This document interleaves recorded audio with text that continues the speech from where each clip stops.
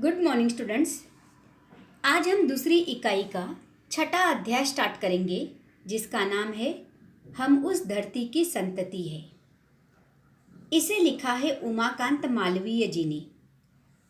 उमाकांत मालवीय जी का जन्म 1931 में मुंबई में हुआ। मुंबई के आबो हवा में वे बढ़े, साथ ही उन्होंने कविताओं की नई धाराएं भी दी। उनकी लेखनी हमेशा चलती रही और अंतिम समय में वे उत्तर प्रदेश के इलाहाबाद में थे। इनकी प्रमुख कृतियां हैं मेहंदी और महावर, देवकी। यहाँ उमाकांत मालवीय जी ने जो विधा लिखी है वह कव्वाली विधा है। कव्वाली का इतिहास 700 वर्ष पुराना है। कव्वाली बहुत लोगों द्वारा पसंद की जाती है। प्रस्तुत कविता में कव्वाली के माध्यम से स्त्री और पुरुष इनका अपना अपना समूह अपने अपने ग्रुप का बखान करते हैं और एंड में वे दोनों इस बात को मान लेते हैं कि हम दोनों अर्थात स्त्री और पुरुष, लड़के और लड़कियां भारत माता के रथ के दो पहिए हैं, यानी दोनों में से एक भी पहिया नहीं रहेगा तो नहीं चल सकता। चलिए स्टूडेंट्स, अब हम स्टार्ट करते हैं कव्वाली। हम उस धरती की संतति है, हम उस धरती के लड़के हैं। जिस धरती की बातें क्या कहिए, अजी क्या कहिए, हाँ क्या कहिए। यह वह मिट्टी जिस मिट्टी में खेले थे यहाँ ध्रुव से बच्चे। अब इस पद में कवि ने स्त्री पुरुष के माध्यम से कव्वाली को प्रस्तुत किया है।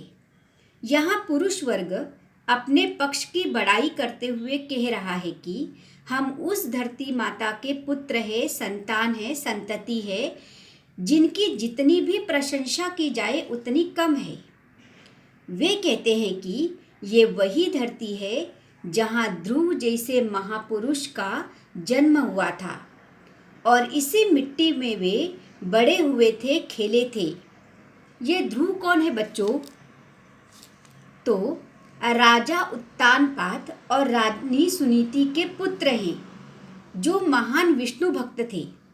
एक बार उनकी सौतेली माँ ने, जब वे अपने पिता के गोद में बैठे थे, तब उन्होंने उनके गोद में से उतार कर गुस्से में कहा था, जाओ, अगर जाकर तुम्हें बैठना ही है तो विष्णु की गोद में बैठो।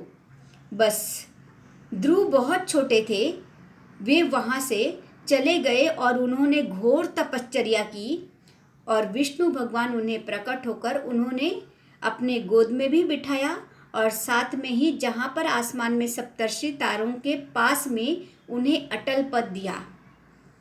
तो लड़कों का समूह ये कहते हैं कि ऐसे ध्रुव के देश में हमने जन्म लिया है, इसलिए हम भी महान हैं। आगे की पंक्तियां हैं, यह मिट्टी हुए प्रहलाद जहाँ, जो अपनी लगन के सच्चे, शेरों के जबड़े खुलवाकर थे जहाँ भरत दतूली गिनते, जयमल पत्ता अपने आगे थे नहीं किसी को कुछ गिनते। इसी भारत के मिट्टी में भक्त प्रहलाद का जन्म हुआ था। संपूर्ण दुनिया को पता है कि वे अपने धुन के, अपने लगन के कितने सच्चे थे। अब भक्त प्रहलाद कौन थे बच्चों? तो ये भी महान विष्णु भक्त थे। इनके पिता थे हिरण्यकश्यपु। हिरण्यकश्यपु को अपने ताकत का बहुत जोर हो चुका था।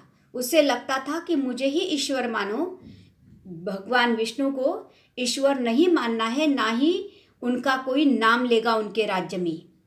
और हुआ ये कि उनका बेटा प्रहलाद पूरे दिन, हर मिनट, हर सेकंड भगवान विष्णु का नाम लेते रहता था, नारायण नारायण करते रहता था। इसलिए हिरण्यकश्यपु ने बहुत बार उसके वध की कोशिश की और अंत में विष्णु भगवान को हिरण्यकश्यपु पर इतना क्रोध आया कि उन्होंने नरसिंह का अवतार लेकर हिरण्यकश्यपु का वध किया।